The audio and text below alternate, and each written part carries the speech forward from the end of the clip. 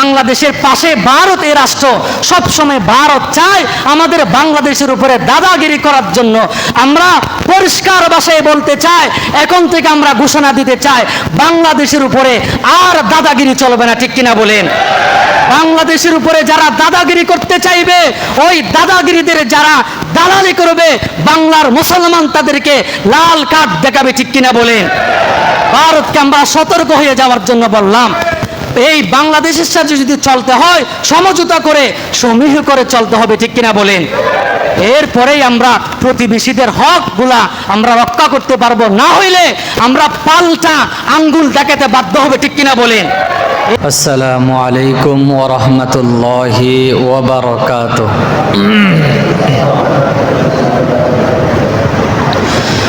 نحمده ونستعينه ونستغفره ونؤمن به ونتوكل عليه ونعوذ بالله من شرور أنفسنا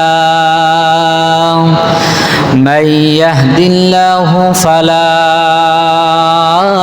مضل له ومن يضلله فلا هادي له ونشهد أن لا إله إلا الله وحده لا شريك له ونشهد أن سيدنا وحبيبنا ومولانا محمدا عبده ورسوله الذي يرسله الله تعالى بالحق بشيرا ونذيرا وداعيا إلى الله بإذنه وسراجا منيرا فقد قال الله تبارك وتعالى في كلامه المجيد وفرقانه الحميد أعوذ بالله من الشيطان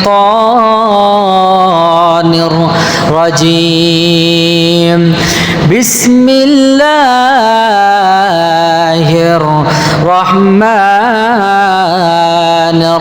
الرحيم فلما قضى موسى الأجل وسار بأهله آنس من جانب الطور نارا وقال صاحب القرآن صلى الله تعالى عليه وسلم الظلم ظلمات يوم القيامة أو كما قال عليه الصلاة والسلام درود شريف পড়ি اللهم صل على محمد وعلى آل محمد كما صليت على إبراهيم وعلى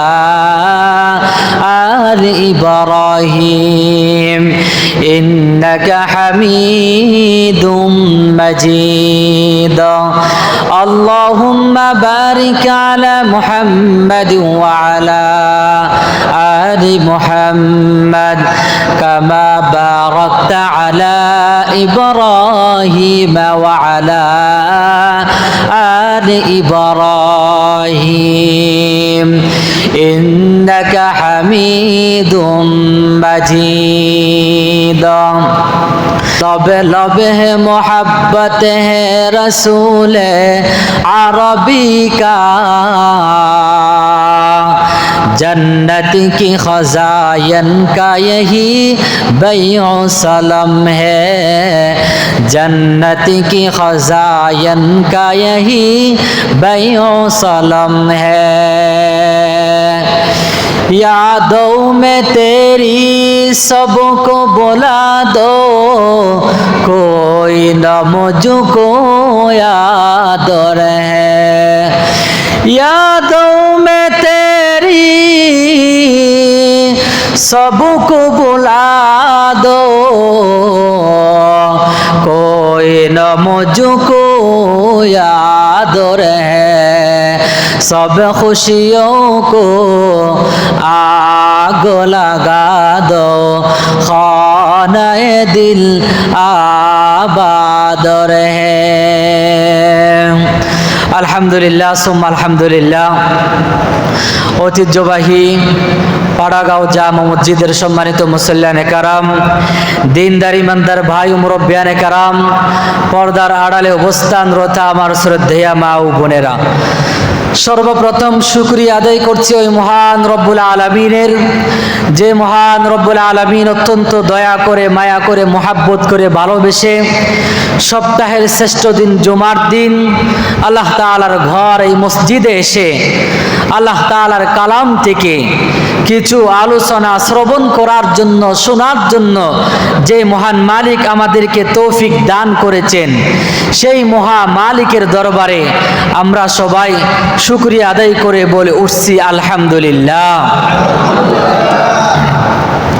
প্রিয় উপস্থিতি, আমরা সবাই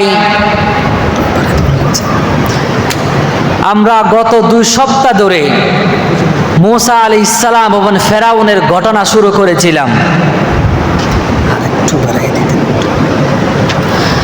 গত 2 সপ্তাহ ধরে আমরা মূসা এবং ফেরাউনের যে কাহিনী, বিশাল কাহিনী কোরআনে কারীমের মধ্যে রব্বুল আলামিন বর্ণনা করেছেন, এই কাহিনী আমরা শুরু করেছিলাম। আলহামদুলিল্লাহ, আমরা আস্তে আস্তে প্রায় মূসা আলাইহিস সালাম মাদায়ান শহরে হযরতে শুআয়ব আলাইহিস সালামের সাথে সাক্ষাৎ হওয়ার পরে মূসা আলাইহিস সালামের বিবাহ হইল। বিবাহ পর্যন্ত আমরা আসছিলাম, খেয়াল আছে তো আপনাদের না? তো এই মূসা আলাইহিস সালামের বিবাহ হয়ে যাওয়ার পরে মূসা আলাইহিস সালাম এবং হযরত শুআয়ব আলাইহিস সালামের সাথে একটা চুক্তি হয়েছিল, 8 বছর অথবা 10 বছর শুআয়ব আলাইহিস ইসলামের গড়ে জামাই হিসাবে থাকতে হবে। কয় বছর? 8 বছর। যদি মূসা আলাইহিস ইসলাম ইচ্ছা করে 10 বছর পূর্ণ করতে পারে, তাহলে 10 বছরের একটা চুক্তি হয়েছিল। মূসা আলাইহিস সালাম শেষ পর্যন্ত 10 বছরের চুক্তি মেয়াদ পূর্ণ করার পরে আবার শ্বশুরের কাছ থেকে বিদায় নিয়ে মূসা আলাইহিস সালাম মিশরের উদ্দেশ্যে রওনা দিবেন। এই অবস্থায় মূসা আলাইহিস ইসলামের 2 সন্তান হয়েছিল। তাফসীরের কিতাবে পাওয়া যায় মূসা আলাইহিস ইসলাম 2 সন্তানের বাবা হয়ে গিয়েছে তখন। তো এই মূসা আলাইহিস সালাম যখন চলে আসবেন, শ্বশুর বাড়িতে যদি জামাই যায়, মেয়ে বা জামাই যদি শ্বশুর বাড়ির থেকে যদি চলে আসে, হ্যাঁ, তখন শ্বশুরে কিছু হাদিয়া দেয় কি দেয় না? আমাদের সমাজেও প্রচলনটা আছে। মূসা আলাইহিস সালাম জামাই শুআয়ব আলাইহিস সালাম নিজের জামাই মূসা আলাইহিস সালামকে কিছু হাদিয়া, কিছু মেষ পাল বা ছাগলের পাল মূসা আলাইহিস সালামকে হাদিয়া দিলেন। মূসা আলাইহিস সালাম ওই হাদিয়াগুলা নিয়া নিজের বিবি সন্তানদেরকে একসাথে করে নিয়া মিশরের উদ্দেশ্যে রওনা দিলেন।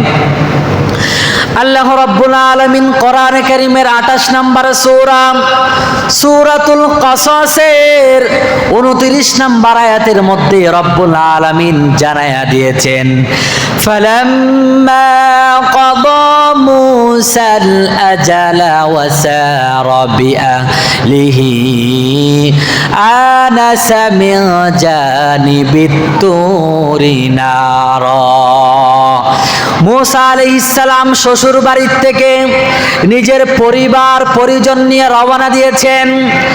রওনা দেওয়ার পরে তাফসীরের কিতাবের মধ্যে পাওয়া যায়, আস্তে আস্তে তুর পাহাড়ের নিকটে যখন চলে আসলেন, তুর পাহাড়ের কাছাকাছি চলে আসার পরে বিভিন্ন তাফসীরের কিতাবের মধ্যে পাওয়া যায় মূসা আলাইহিস সালামের বউয়ের প্রসব বেদনা শুরু হয়ে গিয়েছে। আবার বিভিন্ন তাফসীরের কিতাবে পাওয়া যায় প্রচণ্ড ঠান্ডা এবং বাতাসের কারণে, অন্ধকারের কারণে রাস্তা হারিয়ে ফেলছে। এখন ঠান্ডা যেহেতু আগুন পোহানোর জন্য আগুনের দরকার এবং রাত্রিবেলা অন্ধকার হয়ে গেছে, পথ খুঁজে পাওয়ার জন্য আলোর দরকার আছে না নাকি নেই? এখন মূসা আলাইহিস সালাম, আচ্ছা আপনারা বলেন তো আগের জমানায় কি আমাদের মতো গিয়ে আছে নাকি? আগুন ধরাবার মতো গ্যাস লাইট আছে নাকি? ছিল না।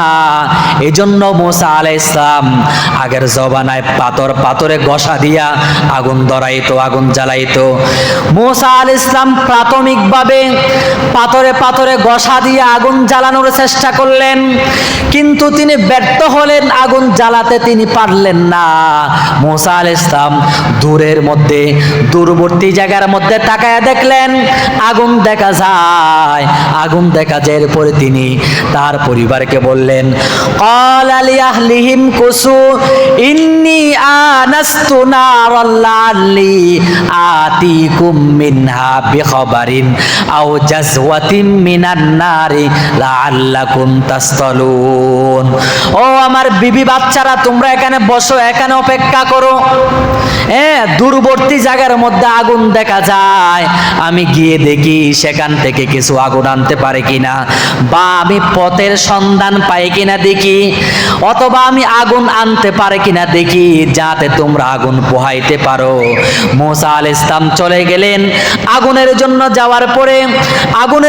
যাওয়ার পরে মূসা আলাইহিস সালাম যখন তুর পাহাড়ের মধ্যে যখন তুয়া নামক স্থানের মধ্যে যখন পৌঁছে গেলেন, তখন আওয়াজ আসতেছে, ফালাম্মা আতাহা নুদিয়া ইয়া মূসা ইন্নী আনা রাব্বুকা ফাখলা'ন আলাইক ইন্নাকা বিল ওয়াদিল মুকদ্দাসি তুয়া।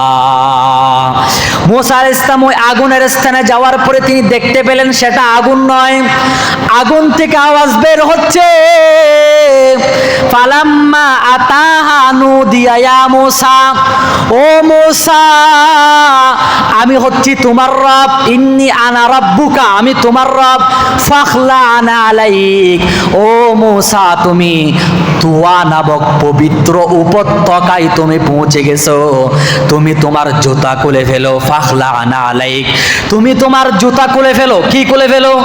জুতা খুলে ফেলো। মূসা আলাইহিস সালাম জুতা খুলে ফেললেন।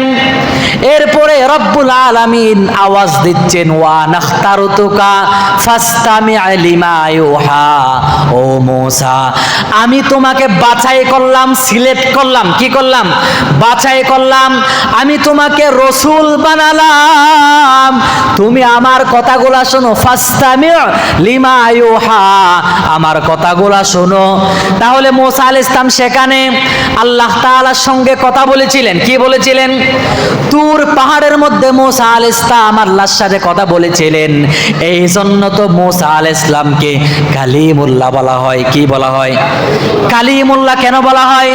মূসা আলাইহিস সালাম তুর পাহাড়ের মধ্যে আল্লাহর সাথে কথা বলেছিলেন, এই জন্য কিন্তু মূসা আলাইহিস সালামকে কালিমুল্লাহ বলা হয়। আল্লাহ রাব্বুল আলামিন সেখানে মূসা আলাইহিস সালামের সাথে কথা বলেছেন এবং বলেছেন, হে মূসা আমি তোমাকে নবী বানালাম, রসুল বানালাম, তুমি ফাসতামি' লিমা ইউহা, আমি যে ওহী দিচ্ছি আমার ওহীগুলা তুমি ভালো করে শ্রবণ করো, ভালো করে শোনো। আল্লাহ তাআলা বললেন, ইন্নানি আনাল্লাহু লা ইলাহা ইল্লা আনা ফা'বুদনি ওয়া আকিমিস সালাতা লিযিকরি। আল্লাহ রাব্বুল আলামিন বলছেন, হে মূসা, আমি হচ্ছি তোমার রব। ইন্নানি আনাল্লাহ লা ইলাহা ইল্লা আনা ফাবুদুনি। আমি ছাড়া আর কোনো মাবুদ নাই, আমি ছাড়া আর কোনো ইলাহ নাই, আমি ছাড়া আর কোনো রব নাই। সুতরাং ফাবুদুনি, আমার ইবাদত করো। ওয়া আকিমিস সালাতা লিযিকরি, এবং আমার উদ্দেশ্যে, আমাকে স্মরণ করার উদ্দেশ্যে হে মূসা তুমি নামাজ আদায় করো। সুবহানাল্লাহ বলেন। এরপরে মূসা আলাইহিস সালামকে আল্লাহ রাব্বুল আলামিন কিছু ওহী দিলেন। ওহী শোনার পরে এরপরে আল্লাহ রাব্বুল আলামিন বলছেন, হে মূসা, তুমি যেহেতু নবী হয়েছো, রাসূল হয়েছো, তুমি যখন ফেরাউনের কাছে, মানুষদের কাছে যখন তুমি দাওয়াত নিয়ে যাইবা, রিসালাতের দাওয়াত নিয়া, নবুয়তের দাওয়াত নিয়ে যখন তুমি যাইবা, তখন ফেরাউন বা তোমার কওমের মানুষ তোমার থেকে নবুয়তের দলিল বা প্রমাণ চাইতে পারে। এজন্য আমি আল্লাহ তাআলা তোমাকে প্রমাণ দিচ্ছি। হে মূসা শোনো শোনো। ক্বালা আলকিহা, আল্লাহ তাআলা বললেন, আল্লাহ তাআলা মূসা আলাইহিস সালামকে কি বললেন? ওয়ামা তিলকা বিয়ামিনিকা ইয়া মূসা। হে মূসা তোমার হাতে কি আছে? হে মূসা তোমার হাতে কি আছে বলো। মূসা আলাইহিস সালামের হাতে একটা কি ছিল? এটা কি আল্লাহ তাআলা জানতেন না নাকি? জানতেন। এরপরে জিজ্ঞেস করলেন। আল্লাহ তাআলা মূসা আলাইহিস সালামের জবান থেকে, মুখ থেকে শুনতে চাচ্ছেন। মূসা আলাইহিস সালাম এবার জবাব দিচ্ছেন, আতাওয়াক্কালা হিয়া আসায়। মূসা আলাইহিস সালাম বললেন, হে আল্লাহ, এটা হচ্ছে একটা লাঠি। এটা কি? আতাওয়াক্কাউ আলাইহা, আমি এটাতে ভর দিয়ে চলি বা এটাতে আমি হেলান দিই। ওয়া হুসু বিহা আলা গনামি, আমি যখন ছাগল ছাড়াই, ছাগলের জন্য আমি গাছ থেকে এই লাঠির মাধ্যমে পাতা পেড়ি। পাতা কি করে ফাড়ি? পাতা সংগ্রহ করে আমি ছাগলের খাওয়াই। হ্যাঁ, ওয়ালিয়া ফিহা মাআরিব উখরা, আমি এটার মাধ্যমে আরো অনেকগুলা কাজ করি। তাহলে আল্লাহ তাআলা জিজ্ঞেস করলেন, তোমার হাতে কি? শুধু এটা জিজ্ঞেস করলেন। প্রশ্ন ছোট, জবাবও ছোট হওয়া ছিল। কিন্তু মূসা আলাইহিস সালাম যেহেতু আল্লাহর সাথে কথা বলার সুযোগ পাইলেন, এই সুযোগ কি আর কেউ হাতছাড়া করে? মূসা আলাইহিস সালাম শুরু করলেন, এটা দিয়ে আমি হেলান দিয়ে চলি, ভর দিয়ে চলি, হেলান দিই, ছাগলের জন্য পাতা আমি সংগ্রহ করি, এবং অমুক অমুক কাজ আমি করি। লম্বা বিস্তারিত আলোচনা শুরু করলেন। আল্লাহ তাআলা বললেন, মূসা লম্বা আলোচনা করার দরকার নাই। কি বলো, তোমার হাতে কি আছে? মূসা আলাইহিস সালাম বললেন, লাঠি। আল্লাহ তাআলা বললেন, কি বললেন? কোরআনে কারীম আল্লাহ রাব্বুল আলামিন জানিয়ে দিয়েছেন, ক্বালা আলকিহা ইয়া মূসা, হে মূসা তোমার হাতে যে লাঠি আছে, লাঠিটা তুমি মাটিতে ফেলাও, মাটিতে নিক্ষেপ করো। মাটি যে যখন মূসা আলাইহিস সালাম ফাআলকাহা ফাইযা হিয়া হাইয়াতুন তাসা। আল্লাহু আকবার বলেন। মূসা আলাইহিস সালাম যখন ওই লাঠি যখন মাটিতে ফেলালেন, নিক্ষেপ করলেন, তখন বড় বিশাল অজগরের মতো সাপ হয়ে গেছে। আল্লাহু আকবার বলেন। অজগরের মতো বিশাল সাপ হয়ে গেছে। এখন মূসা আলাইহিস সালাম ভয় পেয়ে গেলেন। আল্লাহ বললেন, ভয় পেও না মূসা, ভয় পেও না।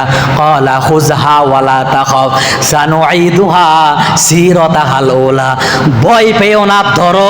আবার যখন তুমি তোমার লাঠি ধরবা, আবার পূর্বের অবস্থায় লাঠি ফিরে আসবে।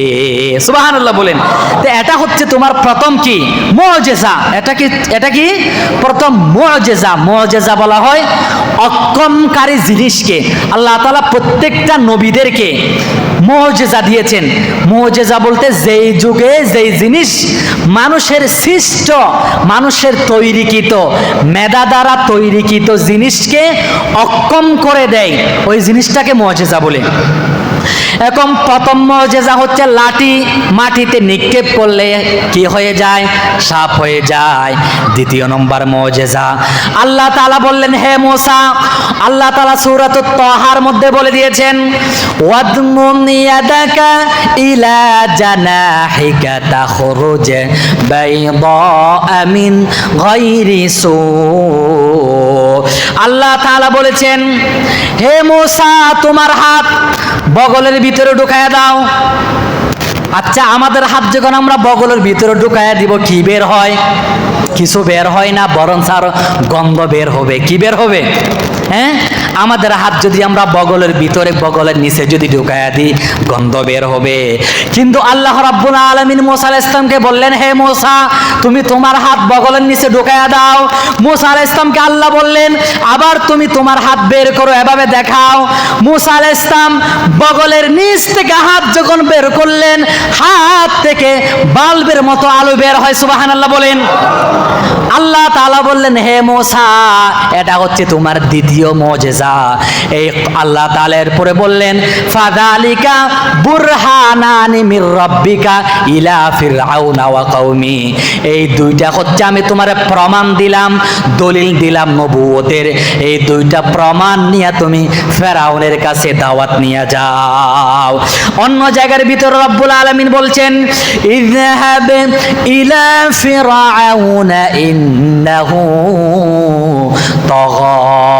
আল্লাহ রাব্বুল আলামিন বললেন, হে মূসা, তুমি ফেরাউনের কাছে যাও। ফেরাউন আমার সাথে দ্রোহিতা করেছে, আমার সাথে অন্যায় করেছে। ফেরাউনকে তুমি আমার দাওয়াত দাও, ফেরাউনের বংশের মানুষকে তুমি দাওয়াত দাও, তোমার বংশের মানুষের দাওয়াত দাও। এই দুইটা দলিল দিলাম, তুমি তাদের কাছে গিয়ে দাওয়াত দাও। এরপরে মূসা আলাইহিস সালাম বললেন, হে আল্লাহ, আমি তো ঠিক আছে দাওয়াত দিব, কিন্তু আমার কিছু অনুরোধ, আমার কিছু চাওয়া আছে। কি আছে? ওই চাওয়াগুলা আল্লাহ তাআলা কোরআনে কারিমে উল্লেখ করে দিলেন। আমার সাথে সাথে পড়েন, ক্বালা রাব্বিশরাহ লি সাদরি ওয়া ইয়াসসির লি আমরি ওয়াহলুল উকদাতাম মিন লিসানি ইয়াফকাহু কওলি। মূসা আলাইহিস সালাম বললেন, হে আল্লাহ, নবুয়তের রিসালাতের একটা বড় দায়িত্ব আপনি আমারে দিলেন। এটা ক্বালা রাব্বিশরাহ লি সাদরি, এটা পালন করার জন্য আপনি আমার সিনা, আমার বক্ষকে আপনি কি করে দেন? প্রশস্ত করে দেন। ওয়ায়াসসির লি আমরি, এত বড় বড় জিম্মাদারি আমি তো সহজে পালন করতে পারবো না। আমার নবুয়তের জিম্মাদারি এটা আপনি সহজ করে দেন। ওয়াহলুল উকদাতাম মিন লিসানি। হে আল্লাহ, মূসা আলাইহিস সালাম বলতেছেন, আমার জবানে, আমার মুখের মধ্যে জড়তা আছে, আমি স্পষ্টভাবে কথা বলতে পারি না। আপনি আমার জবানটা খুলে দেন, আমি যেন স্পষ্টভাবে কথা বলতে পারি। ওই যে ইয়াফকাহু কওলি, আমার কথা যেন তারা বুঝে, এভাবে আমার আপনি জবান দান করেন। এরপরে বললেন, ওয়াজআললি ওয়াজিরাম মিন আহলি হারুন আখি। এরপরে মূসা আলাইহিস সালাম বললেন, হে আল্লাহ, আমার বংশ থেকে হারুনকে আমার সাথী বানায়া দেন, আমার ওয়াজির বানান, আমার সাথী বানান।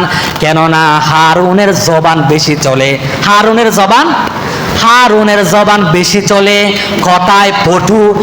কোরআন কারিমে আল্লাহ তাআলা উল্লেখ করেছেন, হুয়া আফসাহু মিন্নি লিসানান ফারসিলহু মাইয়া রিদে আন ইউসাদ্দিকুনি।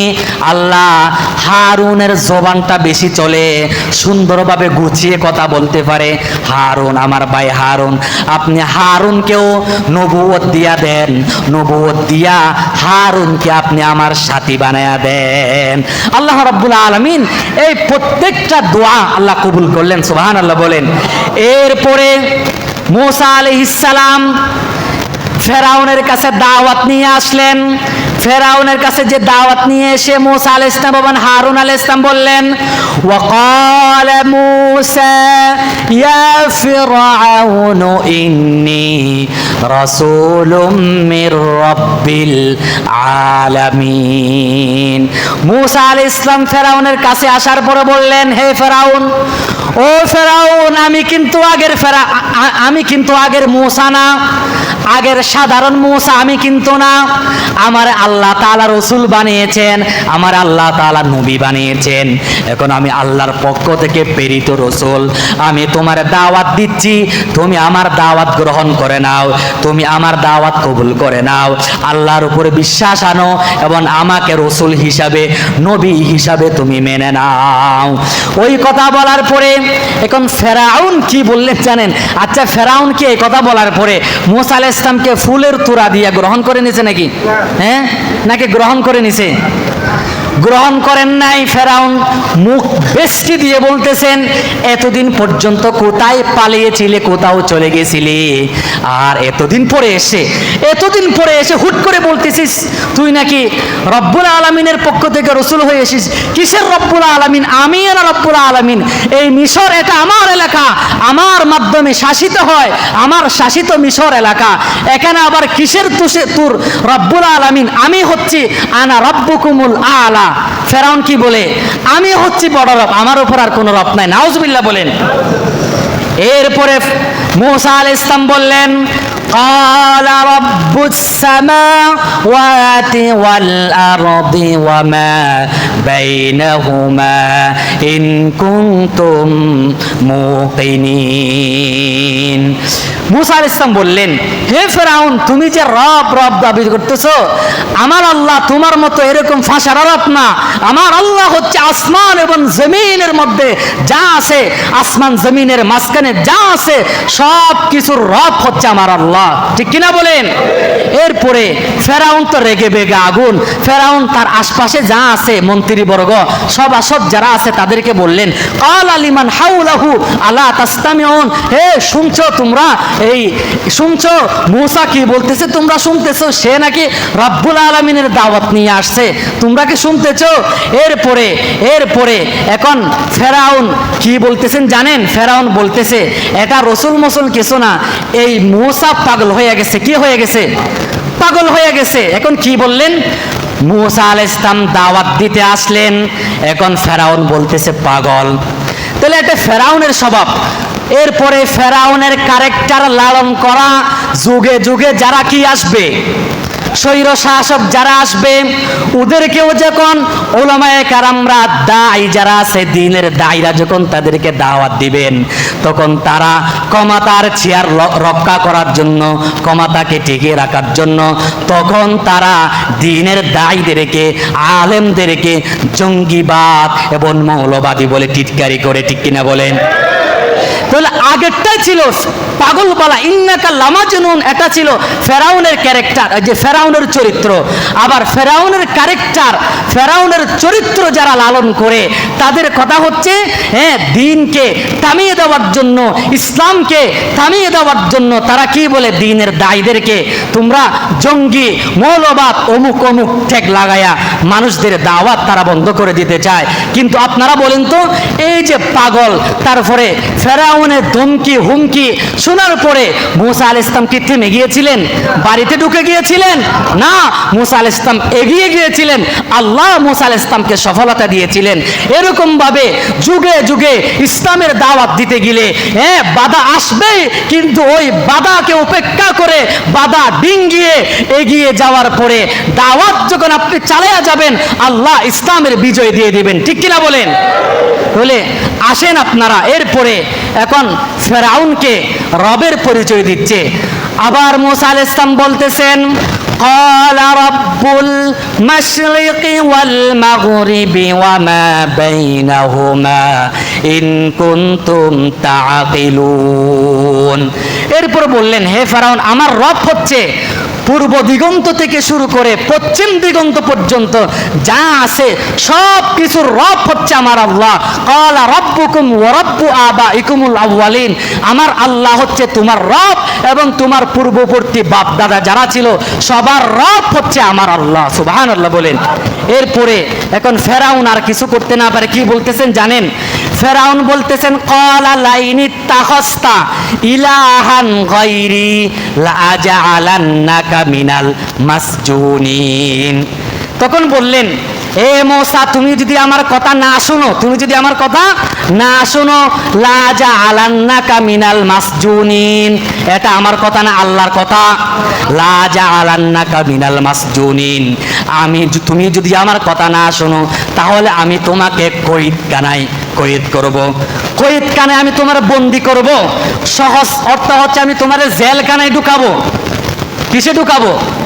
বলে যুগে যুগে যারা দাওয়াত দিতে আসবে, দাওয়াত দিবে, তাদেরকে ভয় দেখাবে, জেলখানার কয়েদখানার ভয় দেখাবে। কিন্তু ওই ভয় পেয়ে বসে থাকলে হবে না, সামনের দিকে দাওয়াতের কাজ চালিয়ে যেতে হবে। কি হবে না? হবে অবশ্যই। এরপরে এখন মূসা আলাইহিস সালাম কি করলেন? মূসা আলাইহিস সালামকে তো কয়েদ করবেন, জেলে বন্দি করবেন, আবার হুমকি দেওয়ার পরে এখন মূসা আলাইহিস সালাম বললেন, ফেরাউন ক্বালা আওয়ালাউ জিতুকা বিশাইইন মুবিন, আচ্ছা এগুলো আমরা তর্কাতর্কি না করে আমি একটা সুন্দর প্রস্তাব দিই। ক্বালা আওয়ালাউ জিতুকা বিশাইইন মুবিন, আচ্ছা আমি যে নবী দাবি করতেছি, রসুল দাবি করতেছি, এটার যদি আমি প্রমাণ দিতে পারি, দলিল যদি আপনাদের সামনে উপস্থাপন করতে পারি, তাহলে কি আপনারা আমার নবী হিসাবে, রসুল হিসাবে মেনে নেবেন নাকি? তখন ফেরাউন বললেন, আরে তুই তো আমার এখানে ছোটকাল থেকে আমার এখানে বড় হয়েছিস, আমার রাজকীয়ভাবে, হ্যাঁ আমার আন্ডারে, আমার তত্ত্বাবধানে তুই বড় হয়েছিস, তুই নবী রসুলের প্রমাণ দিলে আর কি এমন প্রমাণ দিতে পারবি? আচ্ছা দেখা তো, এভাবে বললেন। তারপরে মূসা আলাইহিস সালাম কি করলেন? আল্লাহু আকবার। ফাআলকা আসাহু ফাইদা হিয়া সুবানুম মুবিন। হাতের মধ্যে কি ছিল? মূসা আলাইহিস সালাম হাতের মধ্যে লাঠি ছিল, ওই লাঠি নিচে ফেলে দিলেন, নিক্ষেপ করলেন। নিক্ষেপ করতে দেরি এত বিশাল সাপ হয়ে গিয়েছে, ফেরাউনের সাম্রাজ্য, ফেরাউনের দালান গিলে ফেলার মতো অবস্থা হয়ে গিয়েছে। আল্লাহু আকবার বলেন। ফেরাউন তো ভয় পেয়ে গেছে।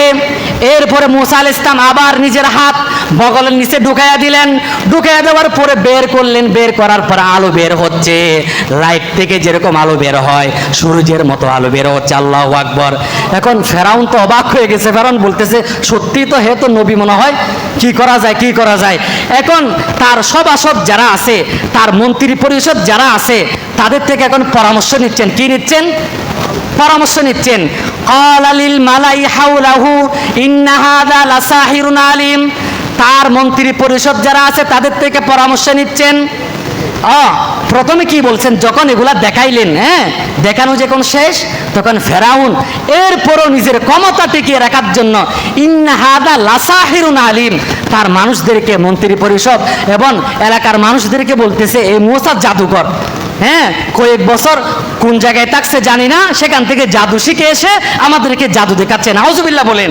হ্যাঁ, এখন ফেরাউন তার মন্ত্রী পরিষদের থেকে কি নিচ্ছেন? পরামর্শ নিচ্ছেন, কি করা যায়, কি করা যায়। হ্যাঁ, তখন তার মন্ত্রী পরিষদ সবাই তারে সে পরামর্শ দিচ্ছেন। ক্বালু আরজিহ ওয়া আখাহু ওয়া আরসিল ফিল মাদাইনি হাশিরিন।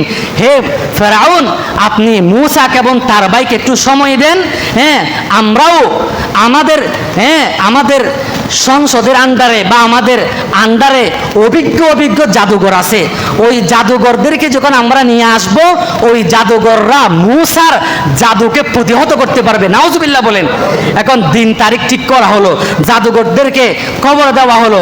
এখন দিন তারিখ ঠিক হওয়ার পরে ফাজুমি আস-সাহারাতু লিমিকাতি ইয়াউমিন মালুম, নির্ধারিত দিনের মধ্যে জাদুঘররা চলে আসলো এবং এলাকার মধ্যে খবর সংবাদ ছড়ায় দিয়েছে, ওই দিন মূসা এবং জাদুঘরদের মধ্যে কি হবে? প্রতিযোগিতা হবে, লড়াই হবে।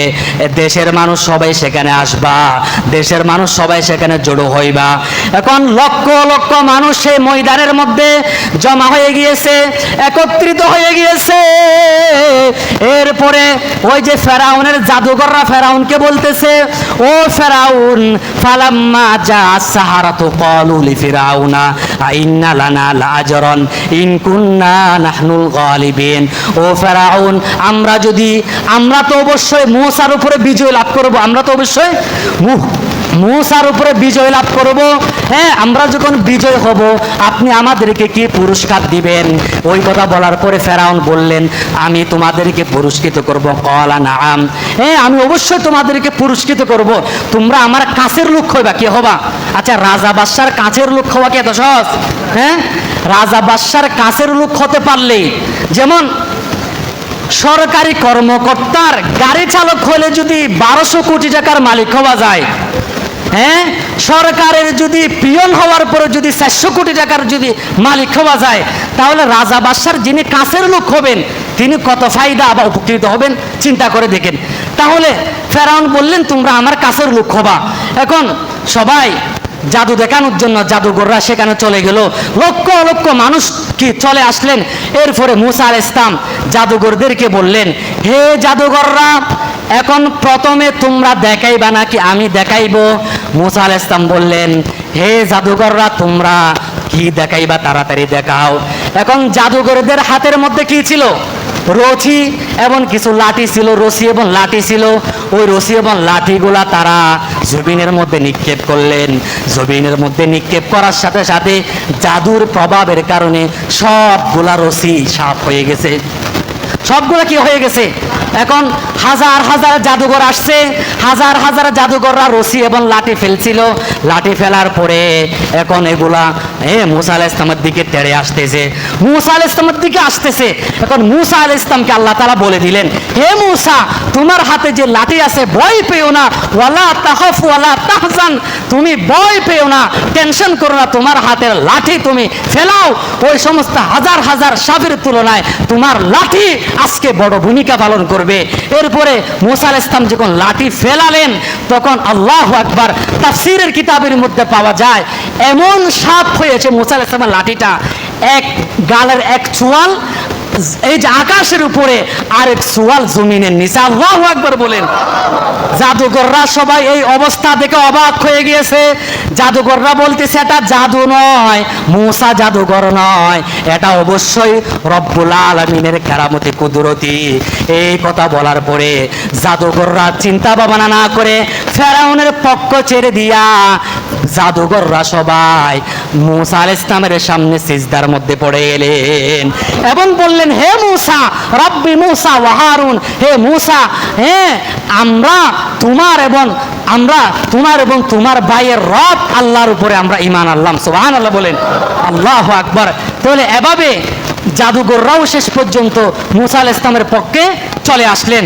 চলে আসার পরে এখন ফেরাউনের মাথা আগের মতো ঠান্ডা আছে না, আরো গরম হয়ে যাবে। এখন ফেরাউনটা আরো গরম, আরো কাহিল অবস্থা ফেরাউনের। এরপরে আরো লম্বা কাহিনী আছে, আমরা ইনশাআল্লাহ আগামী জুমার থেকে বলবো ইনশাআল্লাহ। এখন এই জুমায় 2-4 মিনিট আমি একটু বন্যা নিয়ে, বাংলাদেশের পরিস্থিতি এখন আপনারা জানেন, ফেনীতে, নোয়াখালীতে, মৌলভীবাজার, হবিগঞ্জ, তারপরে চট্টগ্রামে, বিভিন্ন জায়গার মধ্যে, কুমিল্লায়, এই জায়গাগুলোর মধ্যে বন্যা হচ্ছে। বন্যা কেন হচ্ছে? ভারত এই যে ত্রিপুরার যে একটা নদী আছে, ফেনী দিয়া যে নদী আছে, ওই নদীটা ত্রিপুরার সাথে কি সম্পৃক্ত। ওই ত্রিপুরার যে একটা বাঁধ আছে নদীর মধ্যে, ওই বাঁধ 40 বছর পর্যন্ত কি ছিল? বন্ধ ছিল।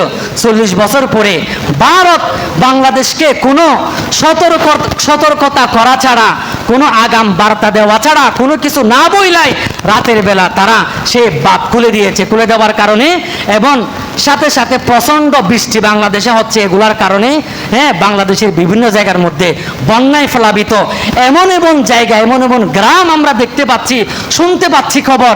এই যে বড় বড় এলাকা, এমন ঘর বাকি নাই যে ঘর এই যে পানির নিচে তলিয়ে যায় না, সবগুলা পানির নিচে তলিয়ে গেছে, একটাও দেখা যাচ্ছে না। প্রথম তলায়, দ্বিতীয় তলায় পানি উঠে গেছে, তৃতীয় তলার কাছাকাছি অনেক জায়গার মধ্যে হচ্ছে। অনেক মানুষ, লক্ষ লক্ষ মানুষ হাহাকার।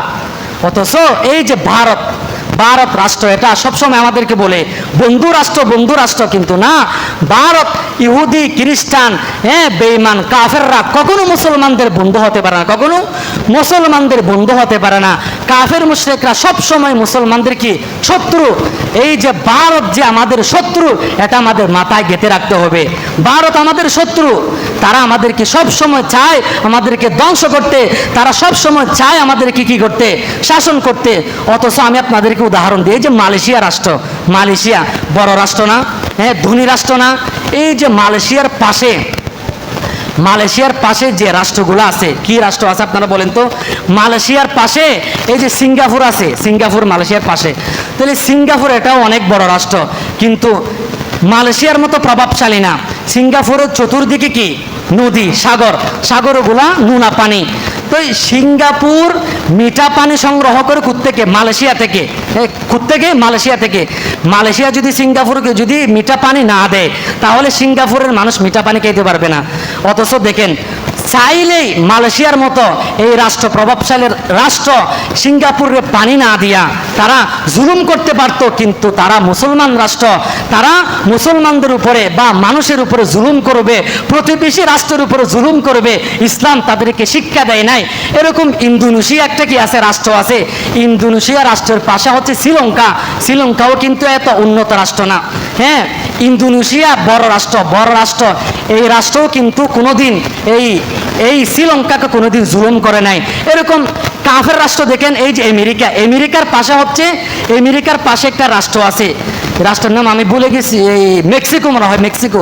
এই মেক্সিকো আমেরিকার পাশে গরিব রাষ্ট্র, কখনো আমেরিকা এত প্রভাবশালী হওয়ার পরও কখনো মেক্সিকোর উপরে তারা জুলুম করে নাই। কিন্তু আমাদের বাংলাদেশের পাশে ভারত, এই রাষ্ট্র, সবসময় ভারত চায় আমাদের বাংলাদেশের উপরে দাদাগিরি করার জন্য। আমরা পরিষ্কার ভাষায় বলতে চাই, এখন থেকে আমরা ঘোষণা দিতে চাই, বাংলাদেশের উপরে আর দাদাগিরি চলবে না, ঠিক কিনা বলেন? বাংলাদেশের উপরে যারা দাদাগিরি করতে চাইবে, ওই দাদাগিরিদের যারা দালালি করবে, বাংলার মুসলমান তাদেরকে লাল কার্ড দেখাবে, ঠিক কিনা বলেন? ভারতকে আমরা সতর্ক হয়ে যাওয়ার জন্য বললাম। এই বাংলাদেশের সাথে যদি চলতে হয়, সমঝোতা করে, সমীহ করে চলতে হবে, ঠিক কিনা বলেন? এরপরেই আমরা প্রতিবেশীদের হকগুলা আমরা রক্ষা করতে পারবো, না হইলে আমরা পাল্টা আঙ্গুল দেখাতে বাধ্য হবে, ঠিক কিনা বলেন? এই যে ভারত, পশ্চিমবঙ্গে যদি আমাদের বাংলাদেশের মানুষ না জেলে, মানুষ না খেয়ে মরবে, ভারতের মানুষের পূজা, আমাদের দেশ থেকে ইলিশ না গেলে তাদের পূজাই হয় না। ভারতের অনেক মানুষ বাংলাদেশ থেকে প্রায় $6 বিলিয়ন